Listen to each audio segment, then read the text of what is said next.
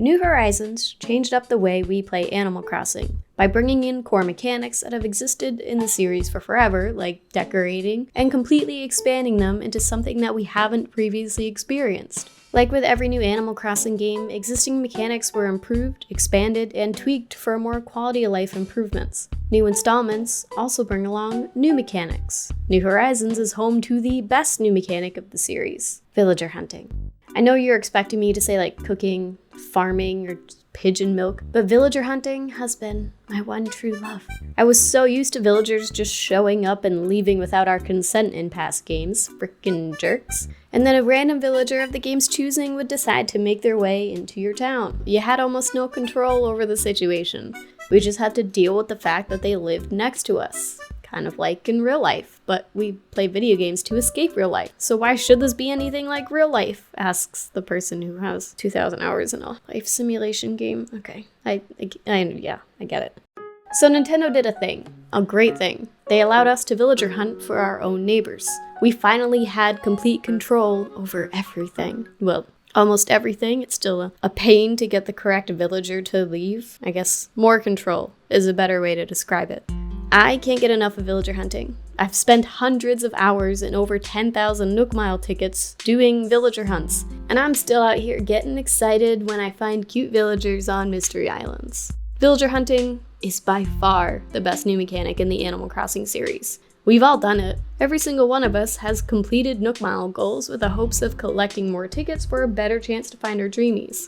As a result of our villager hunting necessities, Nook Mile tickets have become the most coveted commodity in the game, all because of dreamies. These cute villagers have controlled the entire economy of this game. Why is finding your dreamies so addicting? Besides the fact that you just get one of the cutest things in existence on your island, of course. Short answer, gambling. We're all a bunch of gambling addicts. Congratulations. Villager hunting gets those same juices flowing, but we don't have to spend real money on the activity, so it's better than gambling.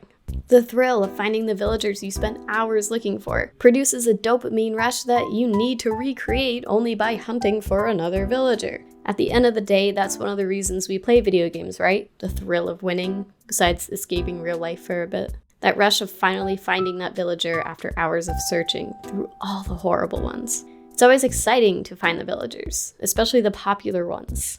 Remember Raymond? Why am I asking? Of course you do. I love leaving him on islands. The satisfaction of finding the villager that people have paid so much money for and just leaving him there, all alone. It's my favorite. Something about denying their existence when they pop up is just so satisfying. Not to mention happening upon a cute villager you haven't seen before. I found so many dreamies this way. They're so hard to walk away from, but you just add them to your list for next time, that's all. On the flip side, seeing the worst villagers is a punch in the gut. I'm on these islands trying to find a cute ketchup duck, not a disgusting soap bubble. Finding the cool mystery islands like Gold Rock Island gives you a nice hit of dopamine too. I don't need any more gold nuggets, but you bet your butt I enjoy finding a super rare island. Maybe for the same reason I like finding the villagers. There's such a small chance that you'll find the cool stuff, so when you do find them, it's like you're accomplishing a goal, like you did something for the day, which was a breath of fresh air during COVID. Completing something in the day was such a big feat. Speaking of feat, Ladder Island's always worth the trip. Cute villager feet, toe beans, oh you know it. Okay, I feel like I have to set the record straight here. I don't have a foot thing. God, I'm talking about this in a video. It's fun to joke about on stream and try to guess to see who the villager is without seeing their face, but I will admit to liking the little toe beans. Yeah, those are cute. And you all love Ladder Island. You know you do.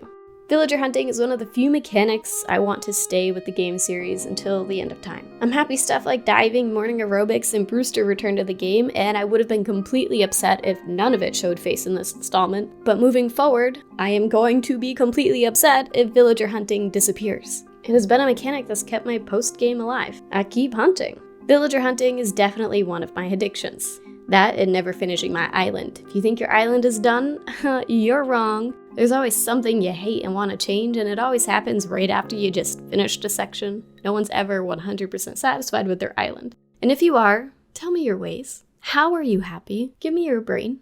Villager hunting is something I didn't know I would have fun with when the game first came out.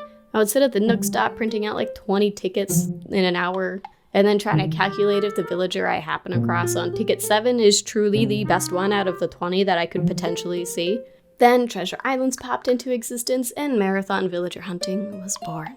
There are so many reasons why villager hunting must stay, which means it will stay for the rest of time. Right, Nintendo? I'm sure my mind will change in a few installments when the novelty of villager hunting wears off, but right now, I'm into it. And I at least want the option to be available to us in the next installment, whenever that thing releases, hopefully with less than a 7-year gap this time. Stupid Wii U ruining everything. Villager hunting is the best new mechanic in the game. Sure, we get to place furniture outside, but cute villagers though. What's a nicely decorated island without a cute villager to pull it all together? Look at her, she needs to be on my island until the end of time.